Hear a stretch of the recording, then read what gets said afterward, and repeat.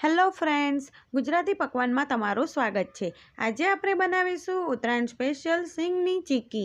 આ સિંગની ચીક્કીને બહાર જેવી ઉપરથી ક્રિસ્પી અને ખાવામાં સોફ્ટ બનાવીશું। આ ચીક્કી બનાવવા માટે પરફેક્ટ ગોળનો પાયો કેવી રીતે કરવો તે જોઈ લઈએ। તો ચાલો પરફેક્ટ માપ સાથે સિંગની ચીક્કીની રેસીપી જોઈએ। ફ્રેન્ડ્સ, રેસીપી સારી લાગે તો મારી ચેનલને સબસ્ક્રાઈબ જરૂરથી કરજો। સિંગની ચીક્કી બનાવવા માટે પહેલાં માપ જોઈ લઈએ। તો જે વાટકી ભરીને સિંગદાણા લઈએ તે જ વાટકી ભરીને ગોળ લેવાનો છે। એટલે કે વજનમાં સિંગ 200 ગ્રામ હોય તો 200 ગ્રામ જ ગોળ લેવાનો છે। આ ચીક્કી બનાવવા માટેનું પરફેક્ટ માપ છે। સિંગની ચીક્કી બનાવવા માટે એક પેન લઈ તેમાં સિંગદાણાને શેકી લઈશું। સિંગદાણાને સ્લો ટુ મીડિયમ ફ્લેમ પર જ શેકવાના છે અને સિંગદાણા શેકવા માટે આ રીતનું જાડા તળિયાવાળું જ વાસણ લેવાનું।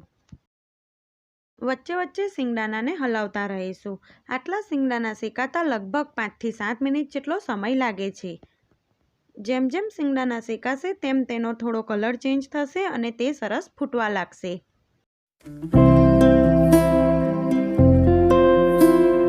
5 થી 7 મિનિટ પછી તમે જોઈ શકો છો આપણા સિંગદાણાનો થોડો કલર પણ ચેન્જ થઈ ગયો છે અને તે સરસ ફૂટવા લાગ્યા છે। અને આ રીતે સિંગની છાલ સરળતાથી નીકળી જાય એટલે સમજવું કે આપણી સિંગ સરસ શેકાઈ ગઈ છે। તો હવે ગેસની ફ્લેમ બંધ કરી દઈશું અને સિંગને એક પ્લેટમાં કાઢી લઈશું। હવે સિંગદાણાને થોડા ઠંડા થવા દઈશું। 5 મિનિટ પછી સિંગદાણા સરસ ઠંડા થઈ ગયા છે। તો આ રીતે 2 હાથથી મસળીને સિંગદાણા છોલી સાફ કરી લઈશું। જો સિંગદાણા બરાબર શેકાયા હશે તો ફટાફટ છોલાઈ જશે। મેં બધા સિંગદાણાને સરસ સાફ કરી લીધા છે અને સિંગની 2 ફાળ પણ કરી લીધી છે। તમે ચાહો તો સિંગદાણાના મીડિયમ સાઇઝના ટુકડા પણ કરી શકો છો। હવે આપણે ફરી એ જ કઢાઈ લઈ તેમાં 1 ચમચી ઘી નાખીશું અને ઘીને ગરમ થવા દઈશું। ઘી નાખવાથી ચીક્કીમાં સરસ શાઇનિંગ આવે છે। ઘી ગરમ થતાં તેમાં ઝીણો સમારેલો ગોળ ઉમેરીશું। ચીક્કી બનાવવા માટે બને ત્યાં સુધી ઝીણો સમારીને જ ગોળ લેવાનો એટલે તે ઝડપથી ઓગળી જાય। હમણાં ગેસની ફ્લેમ મીડિયમ રાખી ગોળને ઓગાળી લઈશું। મેં જે રેગ્યુલર ગોળ આવે છે દાળ શાકમાં વાપરીએ છીએ તે જ ગોળ લીધો છે। આ ગોળથી પણ ચીક્કી ખૂબ જ સરસ બને છે। 2 થી 3 મિનિટ પછી તમે જોઈ શકો છો ગોળ સરસ ઓગળી ગયો છે।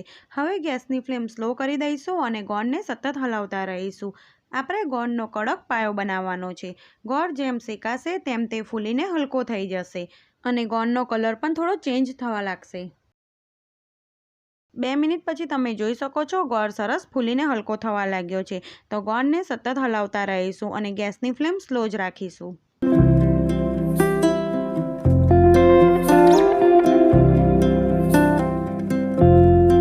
તમે જોઈ શકો છો ગોળનો કલર થોડો ચેન્જ થઈ ગયો છે। હવે ચીક્કી માટે ગોળનો પાયો થયો છે કે નહીં તે ચેક કરી લેવાનું। તો ચેક કરવા માટે એક બાઉલમાં થોડું પાણી લઈ તેમાં થોડો ગોળ ઉમેરીશું। 4 થી 5 સેકન્ડ પછી પાણીમાંથી કાઢીને ગોળને ચેક કરી લઈએ। તો ગોળ હજી સોફ્ટ છે અને તે રબરની જેમ ખેંચાય છે એટલે ગોળનો પાયો હજી કાચો છે। તો હજી ગોળને 2 થી 3 મિનિટ માટે થવા દઈશું અને ગેસની ફ્લેમ સ્લો જ રાખીશું। 2 થી 3 મિનિટ પછી ગોળને ફરીથી એ જ રીતે ચેક કરી લઈશું। આ ટાઈમે ગેસની ફ્લેમ બિલકુલ સ્લો કરી દેવાની અને ગોળને સતત હલાવતા રહેવાનું। 3 થી 4 સેકન્ડ પછી જે પાણીમાં ગોળ નાખ્યો છે તે ચેક કરી લઈએ। તો તમે જોઈ શકો છો ગોળ આસાનીથી તૂટી જાય છે અને કડક પણ થઈ ગયો છે એટલે સમજવું ગોળનો પાયો ચીક્કી માટે પરફેક્ટ બન્યો છે। હવે તેમાં શેકેલા સિંગદાણા ઉમેરી સારી રીતે ગોળ સાથે મિક્સ કરી લઈશું। હવેની જે પ્રોસેસ છે તે થોડી ઝડપથી કરવાની છે।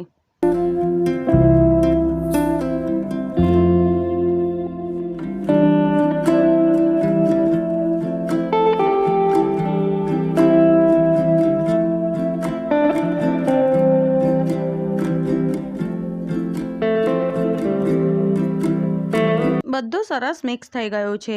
તો હવે ગેસની ફ્લેમ બંધ કરી દઈશું। હવે જાડું પ્લાસ્ટિક લઈ મેં તેની ઉપર પહેલેથી ઘી લગાવીને રાખ્યું છે તો તેની ઉપર આ મિશ્રણ લઈ લઈશું। તમે ચીક્કીને પ્લેટફોર્મ પર કે મોટી થાળીની પાછળ પણ ઠાળી શકો છો। વાડકીની પાછળ પહેલેથી જ થોડું ઘી લગાવી દીધું છે તેનાથી ફટાફટ સરખું કરી લઈશું। આ પ્રોસેસ આપણે ઝડપથી કરવાની છે।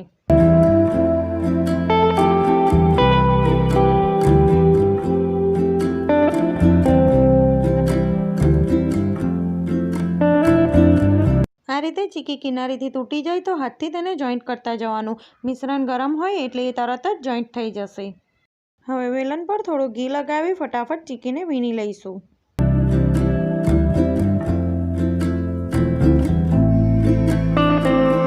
આપણી ચીક્કી સરસ વીણાઈ ગઈ છે. હવે ચીક્કી થોડી ગરમ હોય ત્યારે જ તેમાં ચોરસ કટ લગાવી દઈશું. આ રીતે તમે ચીક્કી ઘરે બનાવો તો એકદમ સરસ માર્કેટ જેવી જ ચીક્કી બને છે.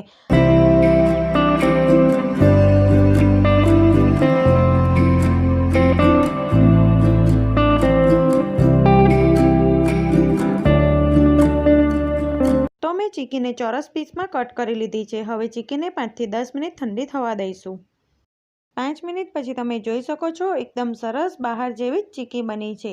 ઉપરથી ક્રિસ્પી અને ખાવામાં સોફ્ટ.